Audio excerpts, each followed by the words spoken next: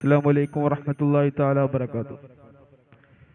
സമസ്ത കേരള ജമീഅത്തുൽ ഉലമ സംഘടിപ്പിക്കുന്ന ഫലസ്തീൻ ഐക്യദാർഢ്യ സമ്മേളനം 2024 സെപ്റ്റംബർ 4 കോഴിക്കോട് മുതലക്കുളത്ത് വെച്ച് നടക്കുമ്പോൾ ഫലസ്തീൻ ജനതയുടെ നീതിക്കും സ്വാതന്ത്ര്യത്തിനുമുള്ള സമസ്തയുടെ ദൃഢമായ പിന്തുണ പ്രഖ്യാപിക്കുന്ന ഈ സമ്മേളനത്തിൽ വാക്കുകൊണ്ടും നോക്കുകൊണ്ടും ശംസുൽ ഉലമയെ ഓർമ്മപ്പെടുത്തുന്ന പണ്ഡിത സഭയുടെ അധ്യക്ഷനും മുസ്ലിം കൈരളിയുടെ നേതൃത്വവുമായ ജിഫ്രി മുത്തുക്കോയ തങ്ങളുടെ അധ്യക്ഷതയിൽ ചേരുന്ന യോഗത്തിൽ പ്രാർത്ഥന കൊണ്ട് കർമ്മശാസ്ത്രത്തിന്റെ മർമ്മം അളന്നെടുത്ത കേരള ഉമ്മത്തിന്റെ അഭിമാന നായകൻ ശൈഖുൽ ജാമിയ ആലിക്കുട്ടി മുസ്ലിയാരും മറ്റു പണ്ഡിത സാദാത്തുക്കളും അണിനിരക്കുമ്പോൾ